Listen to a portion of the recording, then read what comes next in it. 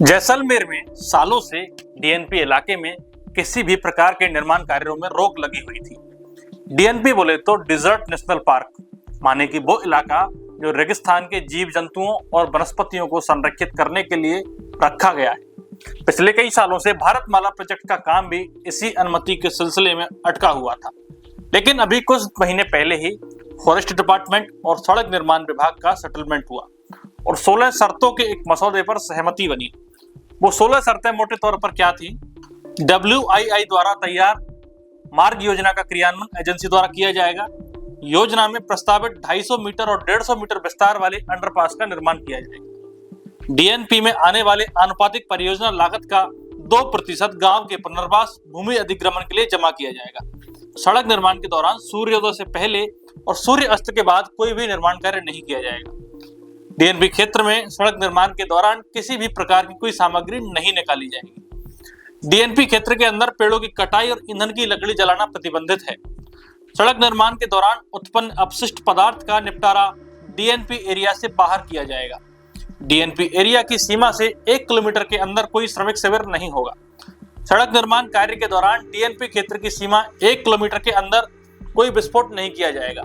DNP area की सीमा से 1 kilometre के अंदर कोई हाई मास्ट और तेज आवाज नहीं होनी चाहिए। जंगली जानवरों के बारे में जानकारी के लिए साइनेज क्षेत्र में यातायात की मात्रा व गति पर नियंत्रण रखा जाएगा। NHAI व डीएनपी के कर्मचारी वन्यजीव संरक्षण अधिनियम 1972 के प्रावधानों का पालन करेंगे।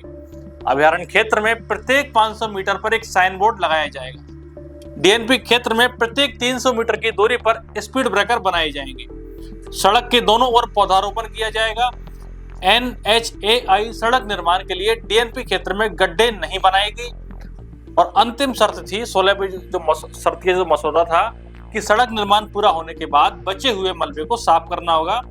ये तो बात हुई कागजी ढंग की, माने कि इन शर्तों पर मसौदा तैयार किया गया। अब इस सेटलमेंट की शर्तों का मैं आपको धरातल पर स्थिति बताता हूँ। जैसे ही कंपनी को काम करने की अनुमति मिली, उन्होंने खुलेआम नियमों की धज्जियां उड़ाना चालू कर दिया और फॉरेस्ट विभाग ने भी गहरी चुप्पी साध रखी है।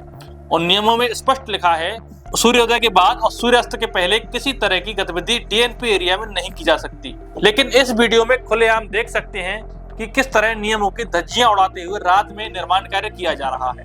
डीएनपी इलाके में मजदूर टेंट बनाकर रह रहे हैं, आग जला रहे हैं, डीएनपी की प्रॉपर्टी का इस्तेमाल कर रहे हैं। ये खुलेआम नियमों का उल्लंघन है।